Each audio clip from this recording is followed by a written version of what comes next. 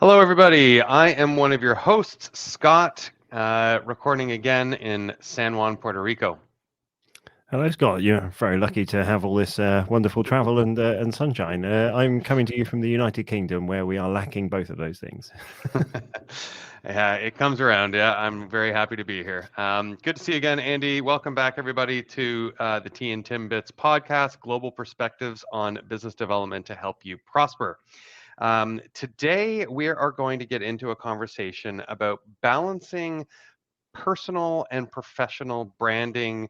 Kind of came out of the conversation that we had from our last episode and Andy's new venture for himself, but it sort of has broader consideration. So we'll get into that in a minute. But before we do, Andy, do you have a story for us?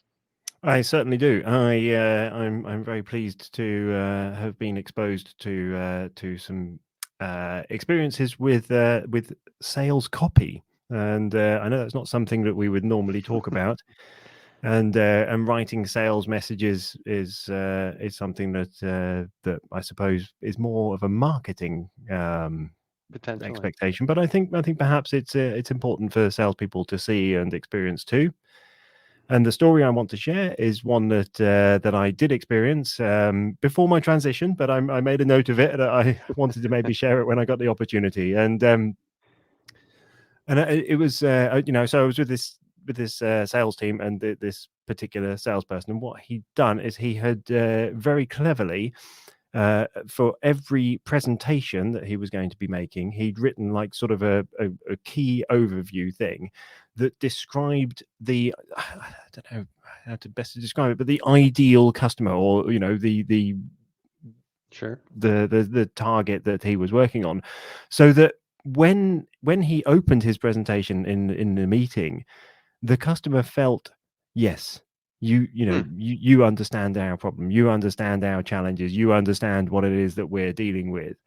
And I thought it was really clever that just keep it really simple and get it out there. So what he'd done is he'd basically said, customers of us who are experiencing this thing and suffering this because of it will benefit from our product because of this.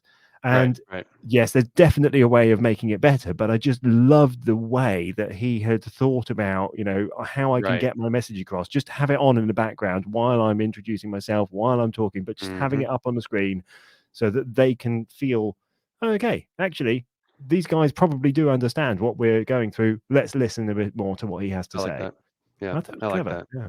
Yeah, I mean, I always talk about establishing context at the beginning of every single meeting, and I know I've said that here before too, but that sounds like a really effective way to start things off, set the tone, establish context and relevance. Love it. Yeah. Thank you for sharing.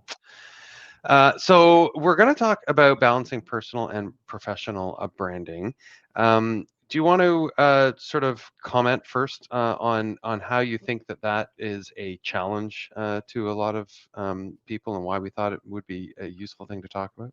For sure. I think one of the things that a lot of people struggle with, and it is something that you and I have spoken about before, is that we've both got a little bit of an advantage because we're working within our own businesses, but a lot of people who we work with are not. And so they will experience a situation where, they're expected by their company to put out LinkedIn posts or Facebook posts, or depending on the type of company that they have, they will be expected to represent the company in a certain way. Right. And that's fine so long as you're working at that particular company. But what happens when you change jobs or you get fired or something, because you've spoken to your entire audience about a certain thing in a certain way, Right. and then all of a sudden you're going to start talking about something else in a certain way. It's like, well, yeah, that thing I was telling you about last week that was really great, well, actually that's not so great anymore, because this new thing that is actually a competitor to the thing I was telling you about is actually Yeah, even better. potentially. Right. Right. And it undermines your own personal brand, because then you suddenly killing all of your own credibility. And so Right. I Right. think salespeople see that, and they know that that's of danger when they go into this. And so they worry about, should they be actually going into it like that? Should they be thinking about these things in this way and communicating to represent the company in such a distinct way? So how do they then introduce their personal brand into that, and keep a consistent message going across, regardless of which company they're working at. Right, right. And how can you also make sure that you're feeling genuine, and that when you show up and you're representing a corporate brand, and yeah, maybe maybe you're even switching, products or services within, Hmm. like, role, but you still are you, and people in your network who have gotten to know you, don't want to sort of see this imposter on the screen or in social channels and whatnot. They want to still That's recognize right. the person they know, that they've personally established a relationship with. A lot of us have other side hobbies, ventures, be it philanthropic Correct. Yeah. pursuits, whatnot, and that's very much about who we are as individuals and people. Do you think there's a role to blend that, or do you think, what's your perspective on how you need to separate or allow those things to merge?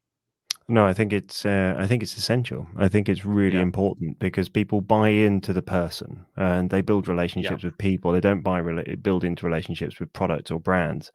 Well, they do to some extent, but those brands are then in some way integrated into their life, right. and have a different So, level of importance. But I think the key thing is when you are communicating your message that you're consistent, that mhm, you're mhm. clear. So if you're into fly fishing in your free time, but you How did you work know? for an but you work for I don't know, a steel manufacturing company, Right, those two things are very, very different. And trying to mix those two together is going to be very challenging. And so I think a key for people is to go, right, okay, I'm going to dedicate, let's say, my Instagram to fly fishing, and I'm not going right, to right. communicate any work related items on there. I am just going to do fly fishing on my Instagram. However, on my LinkedIn, I Yeah, will talk about the impact of this particular industry that I'm in, but not necessarily talking about the product. Talking about some of the challenges that you yeah, see in the industry, but not talking about the solution. I think when right. people start to try and sell on social media, when people start to try and um, you know, use social to promote a product or a company in such a way that it becomes so Yeah, disconnected from reality, people are no longer interested in your profile and what you're saying anyway. So right, leave all that stuff to the company pages and the company marketing for department. sure. And as you're presenting yourself as a salesperson, talk about the challenges in the industry, talk about how you're solving those challenges in the industry, talk about how people could solve those challenges in the industry, tell stories, but don't promote the product. Don't be salesy Right, don't be salesy. in your personal branding.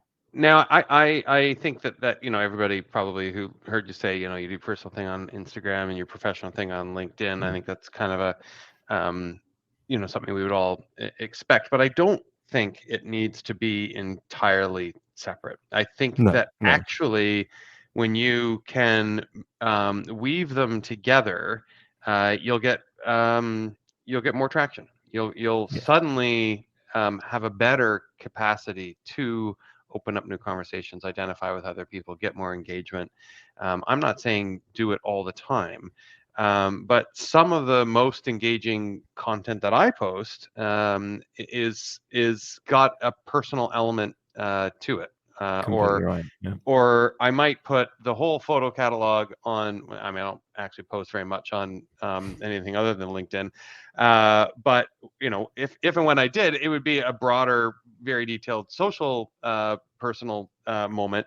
But if it trickles into LinkedIn, there will be a professional anecdote or mhm, relatable story based on that, and when that happens, I'm not trying to look for the story, but sometimes it'll come forward because I'm like in a scenario, out on the water, out fishing, something like that with the yeah. kids, that has a little bit of a relevant business tone to it as well, and I feel it's worth sharing, and those posts get more traction than anything I do from a purely corporate perspective. Yeah, absolutely, absolutely, and that's the key. I mean, in that scenario, if there was a way, there's the example that I gave, steel manufacturing industry, if there is even such a thing, and fly fishing. If you could go, customers in the steel manufacturing industry struggle with this, Right. and that reminds me of a situation in fly fishing. that Yeah. I deal with in this way. Those Yeah. type of No. stories where you can link the two together is incredible, and those things are really engaging, and those are the most successful. But most people can't do that. That is really difficult. It is challenging. I mean, coming back to what I was saying earlier about the copywriting, I mean, copywriting is a skill, and there's a lot of copywriters out there who make a lot of money from coming up with these very clever connections. Right. But we can't all afford that. We can't, and we can't all do that. But if there is a way that you can figure out a way of linking those two in a relatively okay and genuine way, then those things are typically, as you say, very engaging, and people are much more interested in the personal side of things than they are just the professional side. Right. Yeah. So I guess what we're saying here, and I think it's just a good reminder for everybody, is you do not need to completely separate the personal brand from the professional brand. No. I think that there is a place and a channel that you can more naturally emphasize, sharing personal information and sharing your corporate information, but they don't need to be independent, siloed personas, No. and you're one person over here and you're one person over there.